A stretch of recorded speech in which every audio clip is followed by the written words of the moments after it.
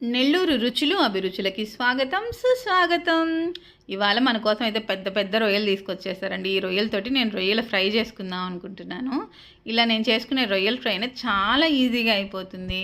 ఇది మనం రొయ్యల ఫ్రైని చక్కగా 1 మంత్ వరకు స్టోర్ చేసుకొని తిన్న చాలా చాలా బాగుంటుంది. సో రొయ్యలు తెచ్చిన తర్వాత శుభ్రంగా ఇదిగోండి వలిచేసుకోవాలి. మేము తీసుకునే కొంచెం పెద్ద రొయ్యలు కాబట్టి ఆ షెల్ అనేది చాలా గట్టిగా ఉంది, అందుకని వలుచుకోవడం కొంచెం కష్టమైందండి.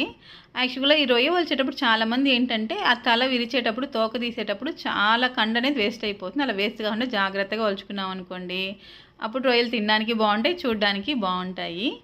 ఇదిగోండి ఇలా చక్కగా ఒలిచేసుకున్న తర్వాత రొయ్యల్ని మనం శుభ్రంగా కడిగేసుకోవాలండి. రొయ్యలు ఎక్కువ సార్లు కడిగినా ఇబ్బంది లేదు, ఎందుకంటే ఒక నురగ లాంటిది వస్తుంటుంది రొయ్యలు కడిగే కొద్దీ.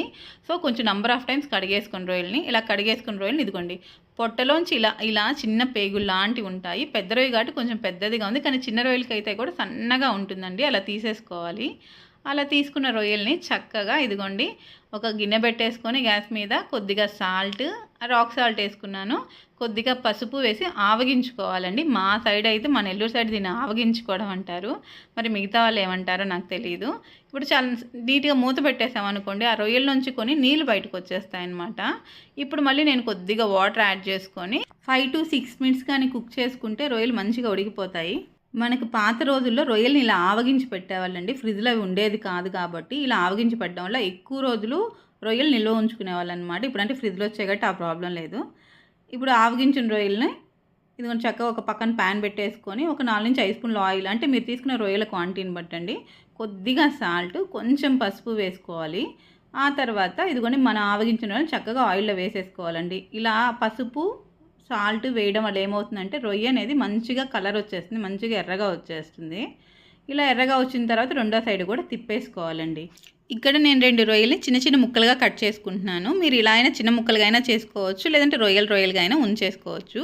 ఈ రొయ్యలు 2 వైపు వేగేలోగా మనం దీనిలోకి కారం రెడీ చేసేసుకుందాము. అందుకోసం మిక్సీ జార్ తీసేసుకున్నాం, దాంట్లో 4 స్పూన్ల కారం వేసుకున్నాము. 4 స్పూన్ల కారానికి 1 స్పూన్ జీలకర్ర, ఒక తెల్లగడ్డ ఉంటుంది కదా, అరగడ్డ కంటే కొంచెం ఎక్కువ తెల్లగడ్డ, అంటే మీరు కొంచెం స్పైస్ తినే పని అయితే అరగడ్డ కంటే ఎక్కువ వేసుకోండి, లేదు మేము స్పైస్ అంత తినమంటే కొంచెం తక్కువ. దానికి సరిపడా సాల్ట్ వేసేసి ఇలా మెత్తగా గ్రైండ్ చేసేసుకోండి. గ్రైండ్ చేసుకున్న తర్వాత 2 వైపులా రొయ్యలు వేగిన తర్వాత ఆ కారప్పొడి అయితే చక్కగా కలిపేసుకోండి. కారప్పొడి వేసుకున్న 1 నిమిషం తర్వాత గ్యాస్ ఆఫ్ చేయండి. అంతే అండి, టేస్టీ రొయ్యల ఫ్రై రెడీ. నేను కొంచెం దించి ఆ గ్యాస్ ఆఫ్ చేసిన తర్వాత కొద్దిగా వెన్నపూస యాడ్ చేసుకున్నాను. ఇలా రెడీ అయిన రొయ్యల ఫ్రైని మీరు ఒక గ్లాస్ జార్లో కానీ స్టోర్ చేసుకొని వేడి వేడి అన్నంలో వేసుకొని తింటే ఉంటుంది, ఇంకా చెప్పలేనండి. ఫ్రిడ్జ్లో అయితే నెల రోజుల వరకు స్టోర్ చేసుకోవచ్చు, బయట అయితే 15 రోజులు పెట్టుకోవచ్చు.